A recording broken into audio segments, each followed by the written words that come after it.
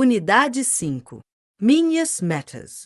Desenvolver pessoas para além de dar-lhes informação, para que elas aprendam novos conhecimentos, habilidades e destrezas. Compreender as etapas do processo de treinamento e a sua importância para uma ação eficaz de melhoria ou inovação. Entender que a partir de uma boa identificação de necessidades de desenvolvimento, poderá ser elaborado o desenho de um programa de treinamento que atenda aos objetivos da organização. Conhecer a cultura de uma organização por meio de diversos elementos que nos permitem visualizá-la e identificá-la. Inicie sua jornada. Iremos abordar as necessidades que as pessoas têm em se desenvolver pessoal e profissionalmente, sentindo-se mais bem preparadas para efetuarem as suas tarefas. Como as mudanças relacionadas às estruturas organizacionais ocorrem numa velocidade muito grande, os indivíduos, na verdade, precisam aprender, desaprender, reaprender, num processo contínuo. Pensando juntos. Treinamento, investimento ou gasto. Organizações que investem em treinamento e desenvolvimento de seus colaboradores têm obtido sucesso contínuo em seus negócios. O gestor deve ter presente que o treinamento não é um custo, mas, sim, um investimento de altíssimo retorno. Ainda neste material, vamos abordar, também, sobre cultura organizacional, que, embora pesquisado no exterior desde a década de 1950, somente a partir de 1980 é que teve maior atenção no Brasil. Assim, tem se tornado um dos grandes temas em debate na psicologia do trabalho, tanto na academia, como nas publicações da imprensa em geral. Freitas, 1991. A partir do contato com as empresas japonesas, como a Sony e a Toyota, dentre outras, palavras como Kanban, 5S e estilo de gerenciar ocasionaram grandes discussões. Para nós, estudiosos do comportamento humano, compreender a cultura de uma organização pode melhorar a nossa capacidade de entender, explicar e prever o comportamento das pessoas no trabalho. Desenvolva seu potencial. Conceito de treinamento. Para o treinamento e desenvolvimento das pessoas, devemos primeiramente entender alguns conceitos, que são: aprendizagem é a capacidade do indivíduo em fixar novos conhecimentos, habilidades e atitudes que lhe permitam desenvolver um trabalho de uma nova maneira e comportar-se diferentemente frente a situações críticas. Treinamento é o desenvolvimento sistemático do padrão de conhecimento, habilidade e atitude necessário para que um indivíduo desempenhe, de forma adequada, uma determinada tarefa ou serviço.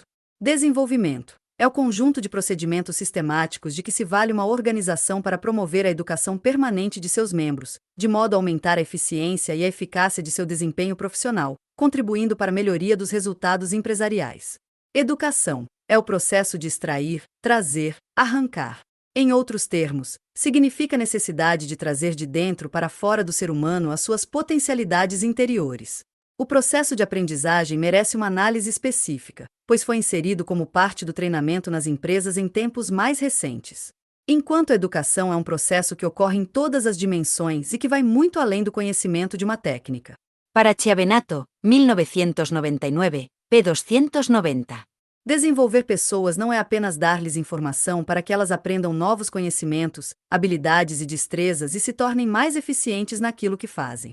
É, sobretudo, dar-lhes a formação básica para que elas aprendam novas atitudes, soluções, ideias, conceitos e que modifiquem seus hábitos e comportamentos e se tornem mais eficazes naquilo que fazem. Se o conhecimento é fundamental no trabalho de uma empresa, a produtividade do conhecimento é que constitui a chave do desenvolvimento.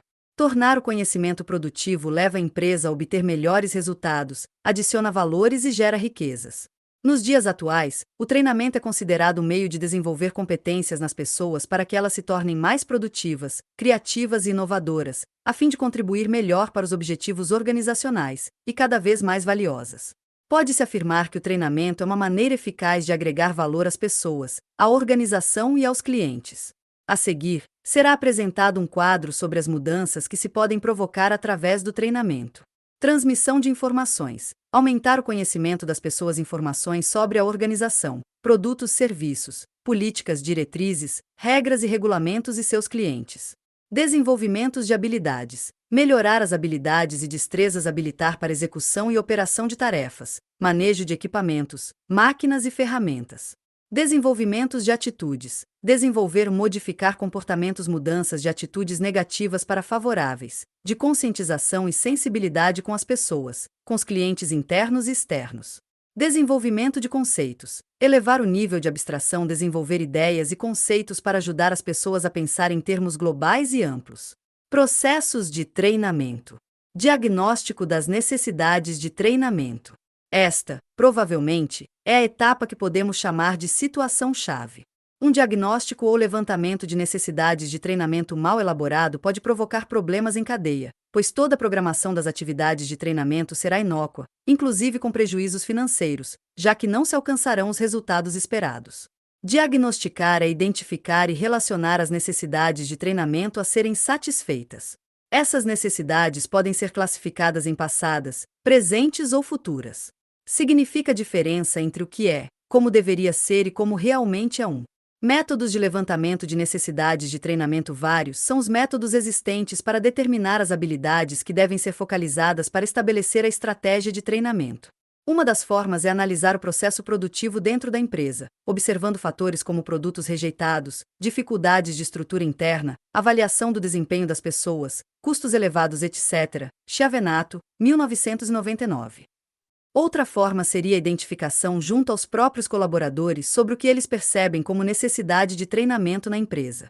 Conforme Chiavenato, 1999, p. 300, o treinamento pode ser feito em 4 níveis de análise. A. Análise organizacional, a partir do diagnóstico de toda a organização, para verificar os aspectos da missão, da visão e dos objetivos estratégicos que o treinamento deve atender. B. Análise dos recursos humanos, a partir do perfil das pessoas, determinar quais os comportamentos, atitudes, conhecimentos e competências são necessários para que as pessoas possam contribuir para o alcance dos objetivos estratégicos da organização. C. Análise da estrutura de cargos, a partir do exame dos requisitos e especificações dos cargos, determinar quais são as habilidades, destrezas e competências que as pessoas deverão desenvolver para desempenhar adequadamente os cargos. D. Análise do treinamento, a partir dos objetivos e metas que deverão ser utilizados como critérios para avaliação da eficiência e eficácia dos programas de treinamento. 2 indicadores de necesidades de treinamento. Para definir acertadamente uma ação de treinamento que traga resultados efetivos para a empresa, deve-se observar os indicadores que existem dentro dela, tanto em nível de passado como projeções para o futuro. Os relatórios de resultados, as avaliações de desempenho, as pesquisas de clima organizacional, etc., são instrumentos que nos auxiliam na identificação de necessidades de treinamento, tais como aspectos estruturais, como máquinas, equipamentos e instalações, com frequentes problemas de manutenção, além do não aproveitamento adequado do espaço físico, ocasiona queda de produtividade. Aspectos pessoais, como falta de cooperação, erros e desperdícios, comunicação não sistematizada, acidentes de trabalho em níveis elevados, afastamentos por doença, clientes mal atendidos, etc. Outro instrumento a ser utilizado na identificação de necessidades de treinamento é o planejamento estratégico e operacional da empresa, que permite saber com antecedência que necessidades teremos diante do que está previsto. Por exemplo, aspectos estruturais, como alteração de processos e métodos de trabalho, mudanças na programação de produção, aquisição de novos equipamentos e implantação de novas tecnologias, desenvolvimento e comercialização de novos produtos ou serviços, etc.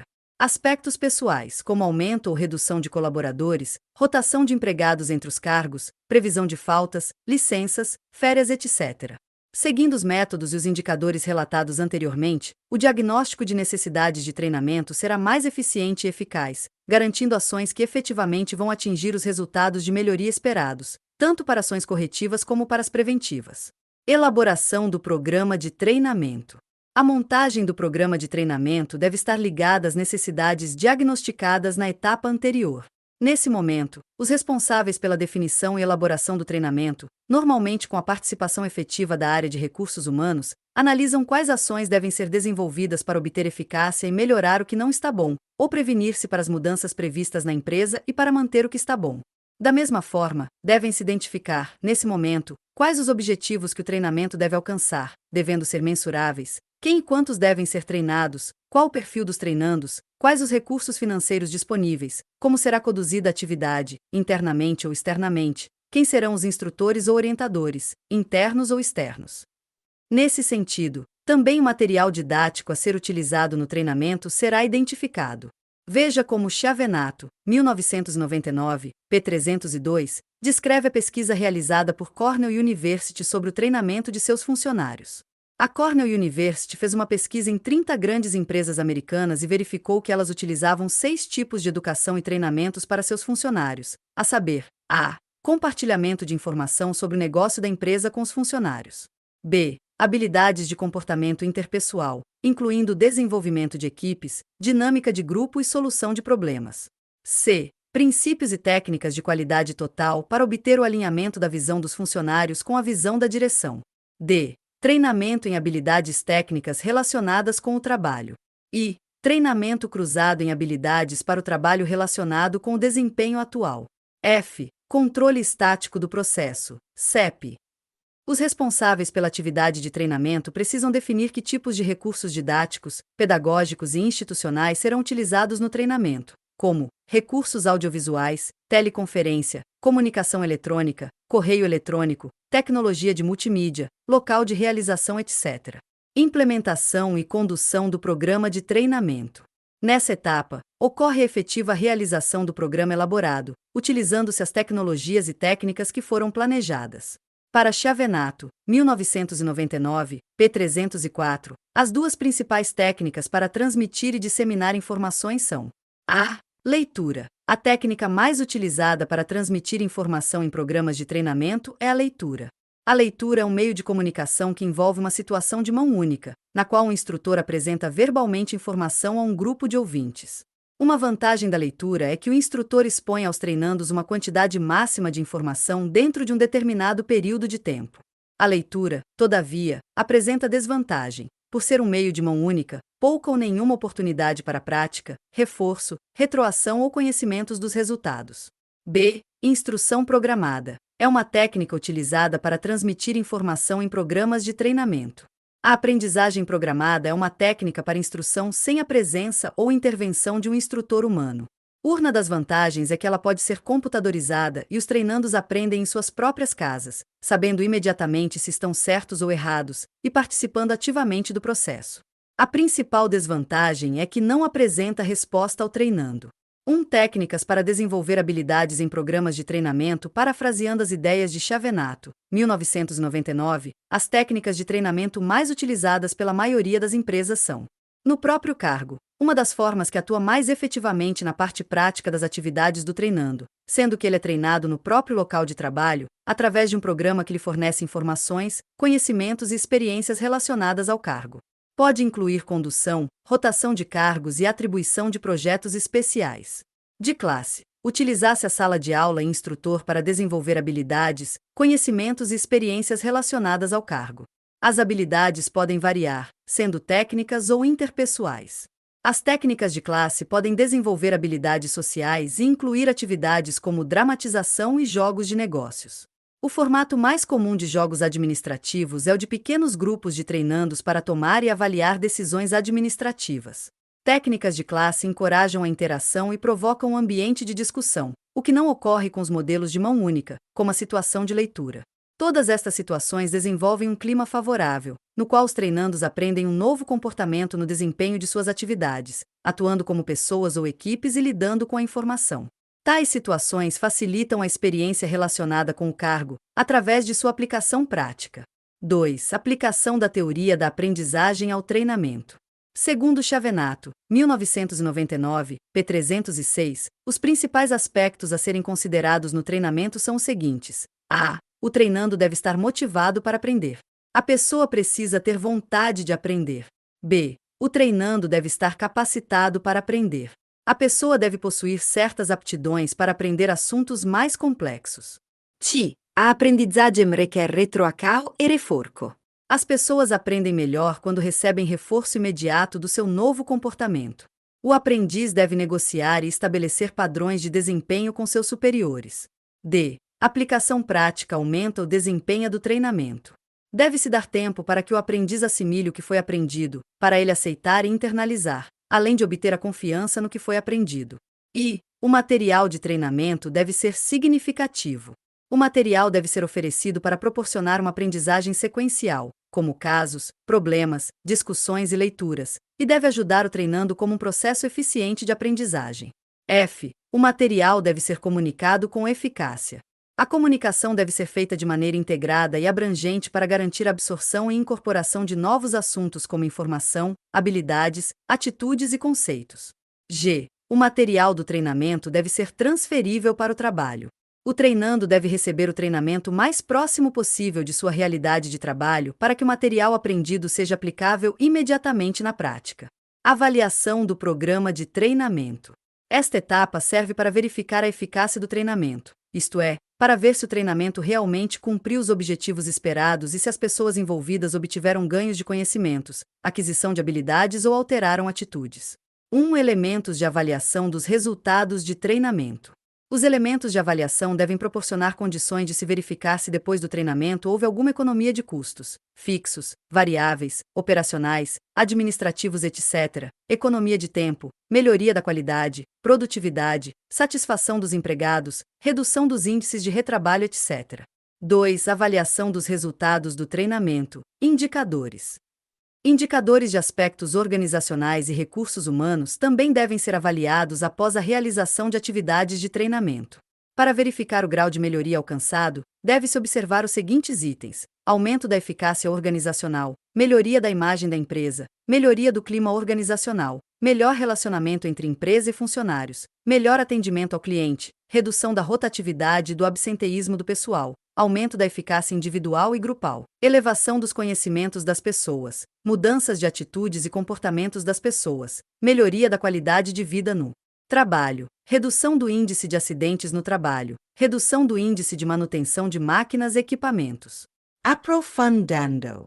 O treinamento deve ser encarado como um investimento, mas pode ser despesa se o diagnóstico não for bem feito. É preciso sempre avaliar o retorno das ações de treinamento implementadas e separar os problemas organizacionais dos humanos. É necessário sempre buscar a causa do problema e atuar sobre ela, e não sobre o efeito. As ações educativas podem ser corretivas ou preventivas. Recomenda-se sempre usar os indicadores que tiver à disposição. O feedback, retorno, sobre os resultados do treinamento deve ser constante. O treinamento só é eficaz quando gera acréscimo de conhecimentos, novas habilidades e mudança de atitudes. Não faça do treinamento a solução para todos os seus problemas. Cultura e desenvolvimento organizacional. O que pode se considerar cultura organizacional? Na literatura especializada, encontramos diversos autores que tratam do tema. A definição mais completa e adotada pela maioria dos pesquisadores atuais, em função de sua completude, é a de Sen, 1985 Apud Freitas, 1991, p. 15, que afirma: cultura organizacional é o modelo dos pressupostos básicos que um dado grupo inventou, descobriu ou desenvolveu no processo de aprendizagem, para lidar com os problemas de adaptação externa e integração interna. Uma vez que estes pressupostos tenham funcionado bem o suficiente para serem considerados válidos, são ensinados como a maneira certa de se perceber, pensar e sentir em relação àqueles problemas. Vamos entender melhor esse conceito. Cada organização tem uma vida própria, que inclui formalidade nas regras, formas de comunicação, estilos gerenciais, formas de tratamento dos funcionários, benefícios, etc. Exemplificando, embora o Banco X e o Banco Y sejam instituições bancárias, possuem forma de atendimento diferente, normas internas e formas de se estruturar que exigem um tempo de adaptação a um novo funcionário que venha de uma organização para outra. Qualquer pessoa que tenha trabalhado em diversas empresas, ainda que do mesmo ramo, pode perceber isso a partir de sua própria vivência. Estas pessoas têm que se adaptar a novas regras, com mais formalidade ou informalidade nas relações pessoais. Esses aspectos são parte da cultura de cada organização. Ao se pesquisar sobre cultura organizacional, considera-se que ela contém 3 níveis fundamentais e de profundidade crescente, nos quais ela se manifesta em um grupo ou organização. Sen, 1985 Apud Fleury, 1989, p. 21. Artificialidades observáveis, constituência da disposição física, vestimenta, maneira como as pessoas se tratam, odor e clima do lugar, intensidade emocional e outros fenômenos, inclusive registros, produtos, filosofias e anuários da empresa. São palpáveis e mais difíceis de decifrar com precisão. Sabemos como reagir a elas, mas isso não é necessariamente um indicador confiável de como reagem os membros da organização.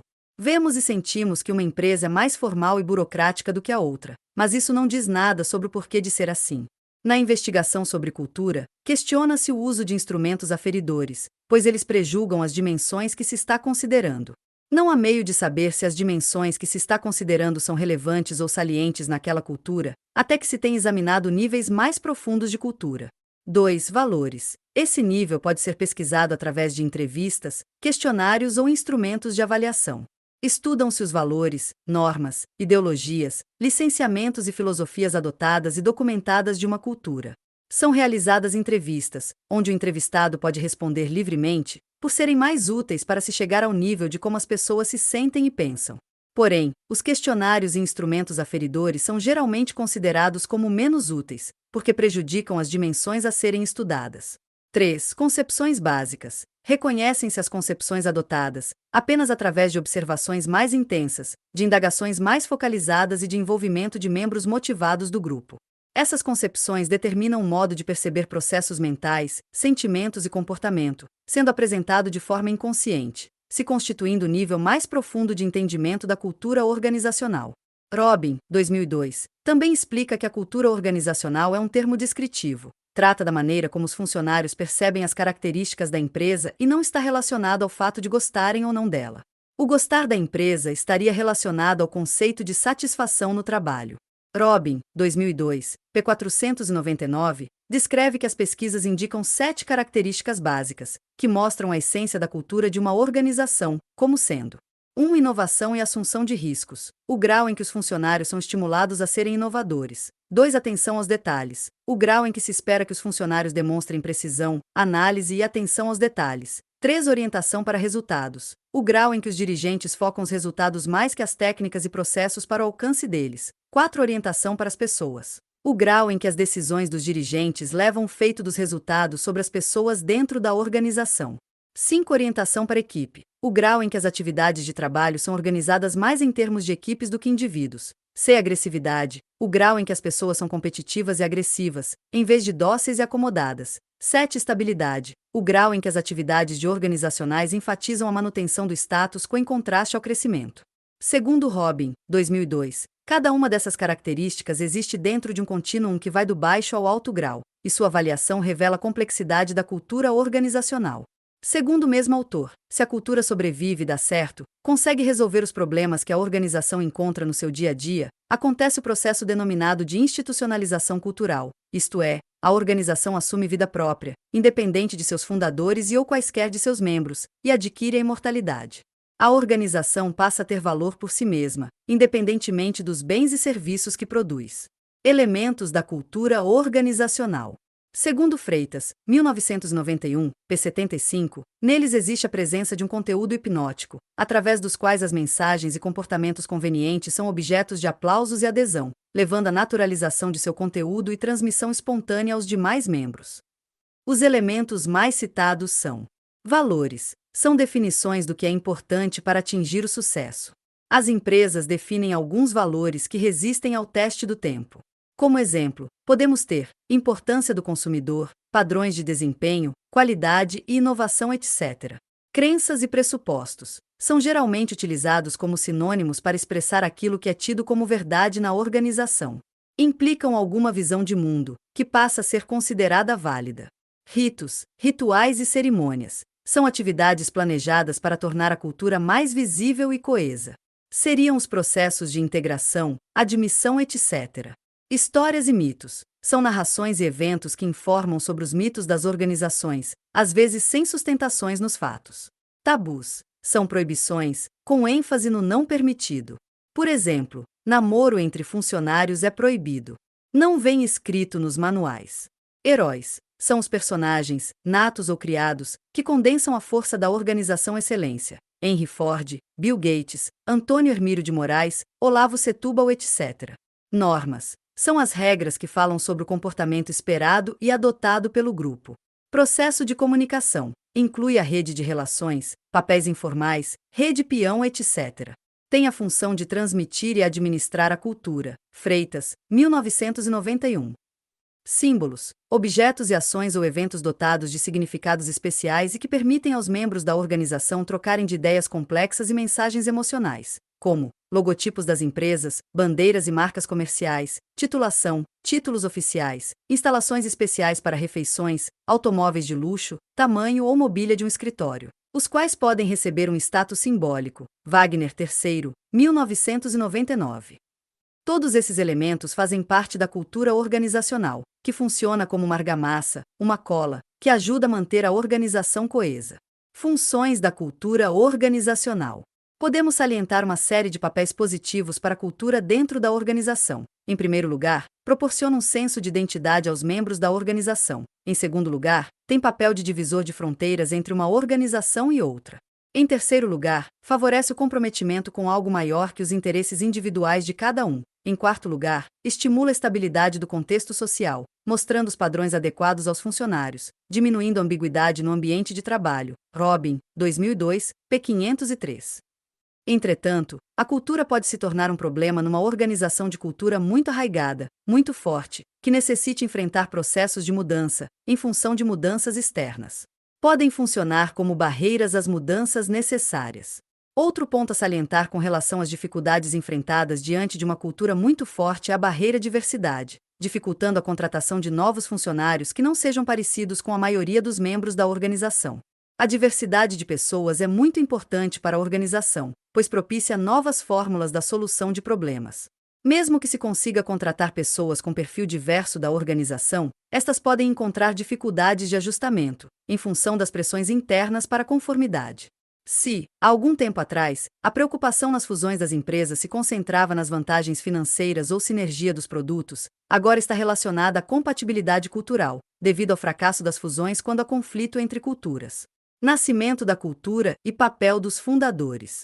Segundo Robin, 2002, e Freitas, 1991, a cultura organizacional começa quando os costumes, as tradições e a maneira de fazer as coisas dão certo. Certo grau de sucesso é alcançado e se inicia a cultura de uma organização.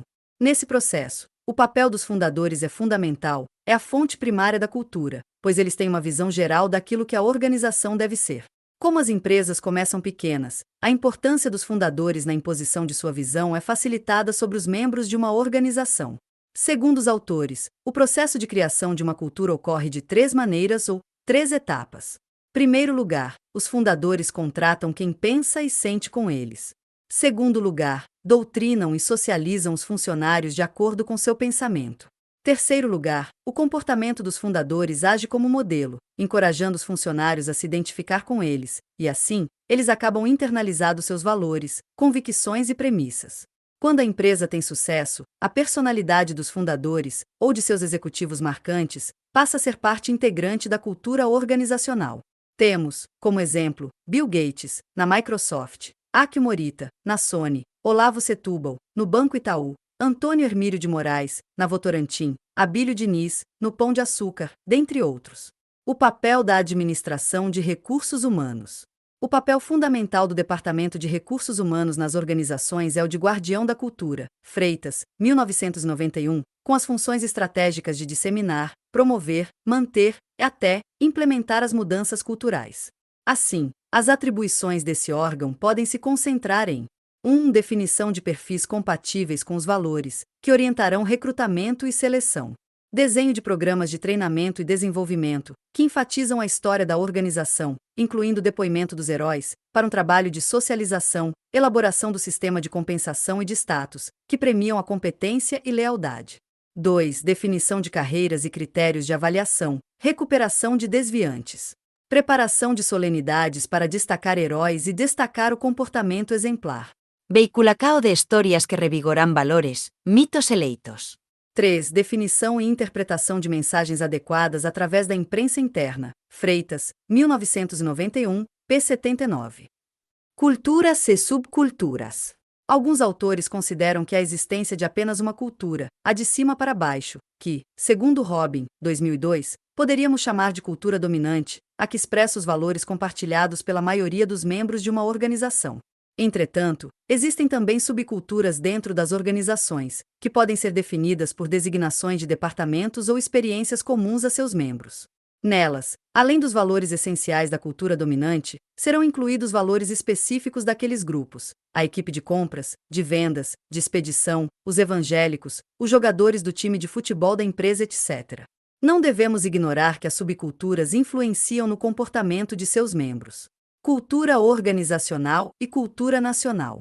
Segundo os autores estudados, a cultura de cada país deve ser levada em consideração para se prever o comportamento organizacional nas diversas nações, pois a cultura nacional pode exercer um impacto maior sobre os funcionários que a cultura organizacional.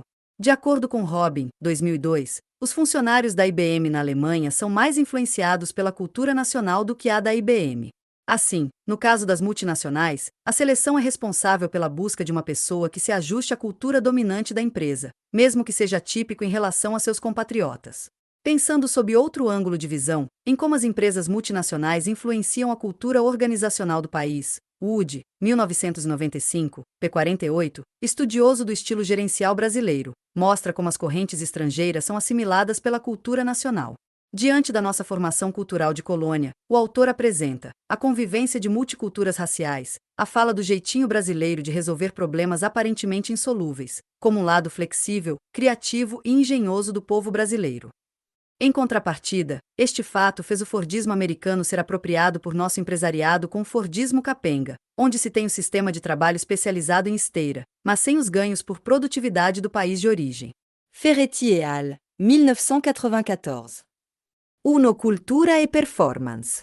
A maioria dos autores que estuda cultura organizacional indica que a cultura tem um impacto positivo na performance e desempenho da organização, na medida em que exista uma visão estratégica dos seus administradores e esteja em consonância com o meio ambiente. 2. Como ler a cultura de uma organização? A capacidade de avaliar a cultura de uma organização é de profunda importância na vida de uma pessoa, enquanto futuro empregado, pois poderá obter dicas quanto a fazer uma boa ou má escolha. Enquanto profissional de recursos humanos, essa avaliação é essencial para o diagnóstico da organização, para compreender situações, preparar projetos de intervenção na empresa.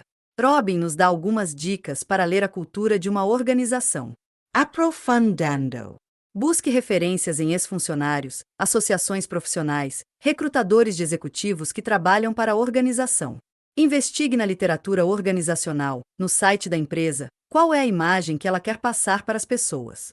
Procure evidencia de rotatividade ou turbulência administrativa.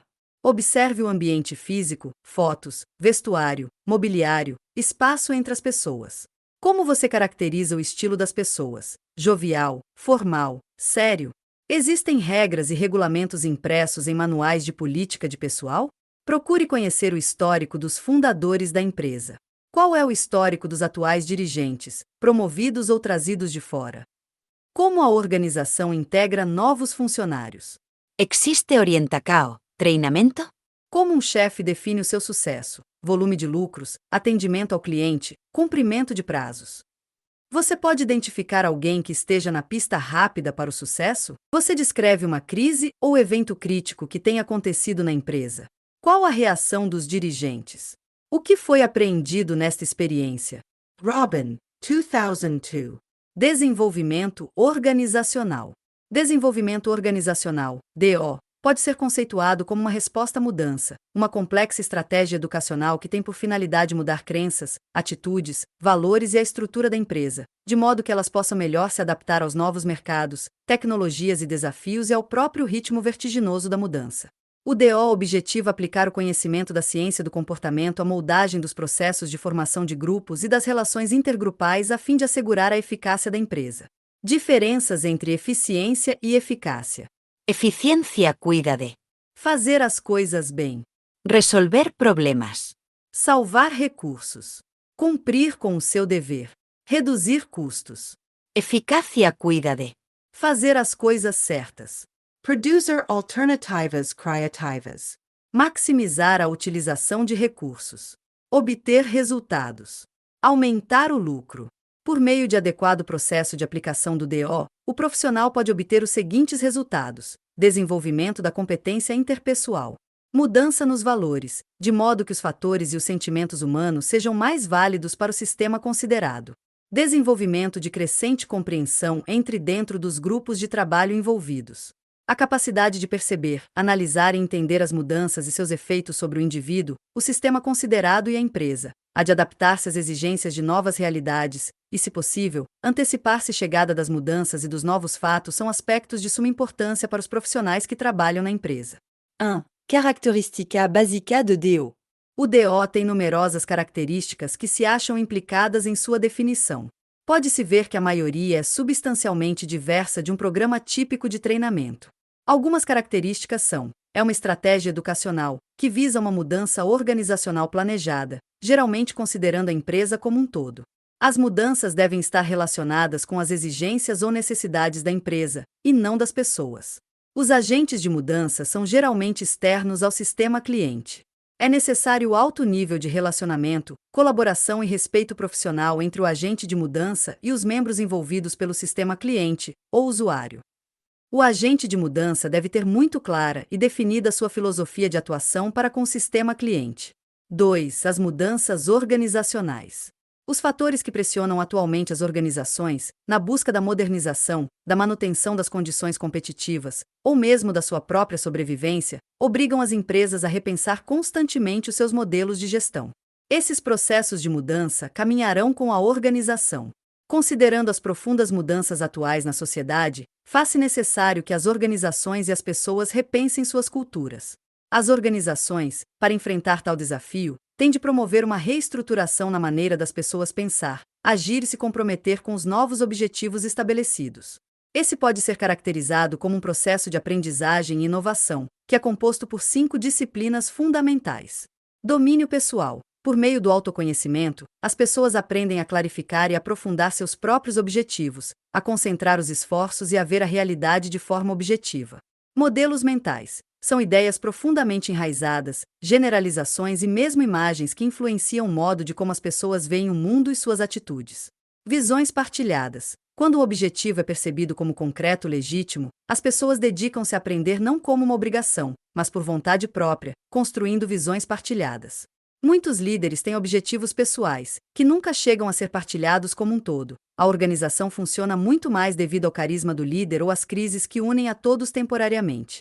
Aprendizagem em grupo. Em grupos em que as habilidades coletivas são maiores que as habilidades individuais, desenvolve-se a capacidade para ação coordenada.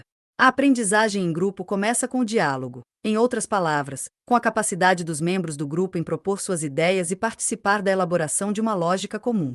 Pensamento sistêmico. Constitui-se no modelo conceitual, composto de instrumentos, desenvolvidos ao longo dos últimos 50 anos, que visam a melhorar o processo de aprendizagem como um todo e apontar futuras direções para aperfeiçoamento. À medida que o mundo se torna mais complexo e interdependente, a transformação de empresas tradicionais em empresas de conhecimento intensivo mostra-se como uma estratégia vital para que essas empresas deixem no passado seu caráter passivo, autoritário, as relações de trabalho pautadas pela instabilidade, desqualificação e descomprometimento de seus membros, passando a adotar de maneira sistemática uma postura de aprendizagem contínua. 3. Tipos de mudanças não planejadas que podem ocorrer na empresa. Mudança por acomodação, por meio de uma série de pequenas mudanças de maneira não sistematizada, com sucessivos esforços de adaptação, sem ter como base um planejamento coerente e estruturado. Mudança por crise, em que ocorre a mudança de emergência, visando apagar incêndio. Mudança de impacto, que ocorre a partir da ameaça de uma situação caótica e incontrolável, provocando uma mudança radical e revolucionária com sacrifícios desastrosos e resultados questionáveis. Novos desafios. Devemos sempre lembrar que, ao desenvolver pessoas, não basta apenas dar-lhes informação para que elas aprendam novos conhecimentos, habilidades e destrezas e se tornem mais eficientes naquilo que fazem. Deve-se também dar-lhes a formação básica para que aprendam novas atitudes, soluções, ideias, conceitos e que modifiquem seus hábitos, comportamentos e se tornem mais eficazes naquilo que fazem. A partir de uma boa identificação de necessidades de desenvolvimento, pode-se elaborar o desenho de um programa de treinamento que atenda aos objetivos da organização. A cultura organizacional é o modelo dos pressupostos básicos que um dado grupo inventou, descobriu ou desenvolveu no processo de aprendizagem, para lidar com os problemas de adaptação externa e integração interna. Conhecemos a cultura de uma organização por meio de diversos elementos que nos permitem visualizá-la, identificá-la, e que, também, são utilizados na passagem para os funcionários. Já o desenvolvimento organizacional, DO, pode ser conceituado como uma resposta à mudança, uma complexa estratégia educacional que tem por finalidade mudar crenças, atitudes, valores e a estrutura da empresa, de modo que elas possam melhor se adaptar aos novos mercados, tecnologias, desafios e ao próprio ritmo vertiginoso da mudança. É importante ter consciência que os fatores que pressionam, atualmente, as organizações, na busca da modernização, da manutenção das condições competitivas, ou mesmo da sua própria sobrevivência, obrigam as empresas a repensar constantemente os seus modelos de gestão. Esses processos de mudança caminharão com a organização.